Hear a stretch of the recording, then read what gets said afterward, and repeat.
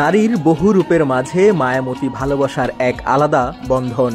যখন জীবনী যুদ্ধস্বরূপ, তখন পাশে থাকা ও সেবা করা হয়ে ওঠে সবচেয়ে বড় দায়িত্ব। আজ আপনাদের সামনে এমনই একটি মানবিক গল্প। ৩.৫ মাস পর ধুমধাম করে বিয়ে করার কথা ছিল অমৃতা সরকার ও আনন্দ সাহার, কিন্তু কপালে কি ছিল জানত না কেউ। গত ৭ আগস্ট ঢাকা থেকে মানিকগঞ্জ ফেরার পথে ঘটে ভয়াবহ দুর্ঘটনা। মোটরসাইকেল চালানোর সময় ট্রাকের ধাক্কায় গুরুতর আহত হন আনন্দ সাহা। 2 হাত ও ডান পা ভেঙে যায়, কোমরেও প্রচণ্ড আঘাত পান।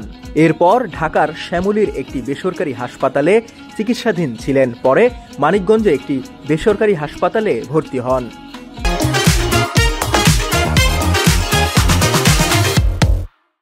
এই সময়ে অমৃতা ভালোবাসার মানুষকে একলা ছাড়বেন না, তাই সিদ্ধান্ত নেন হাসপাতালে বসেই তাদের বিবাহ অনুষ্ঠান সম্পন্ন করবেন। গত বৃহস্পতিবার রাতে মানিকগঞ্জের বেসরকারি আফরোজা বেগম হাসপাতালে এই মানবিক বিয়ে সম্পন্ন হয়। 2 পরিবারের ঘনিষ্ঠজনেরা উপস্থিত থেকে ঐতিহ্যবাহী ধর্মীয় রীতিনীতি মেনেই এই বিয়ের আনুষ্ঠানিকতা পালন করেন। বিবাহ অনুষ্ঠানে দেখা গেছে কনে অমৃতা পান পাতা দিয়ে মুখমণ্ডল ঢেকে 1 পা 2 পা করে বর আনন্দ সাহার শয্যার পাশে এগিয়ে আসছেন। 7 পাক ঘুরে মালা বদল সম্পন্ন হয়, আর বর শয্যায় শুয়েই নববিবাহিত স্ত্রীর মাথায় সিঁদুর পরিয়ে দেন। ধর্মীয় রীতি অনুযায়ী কনের পিতা সুবোধ সরকার কন্যাদানের মাধ্যমে এই বন্ধন সম্পন্ন করেন।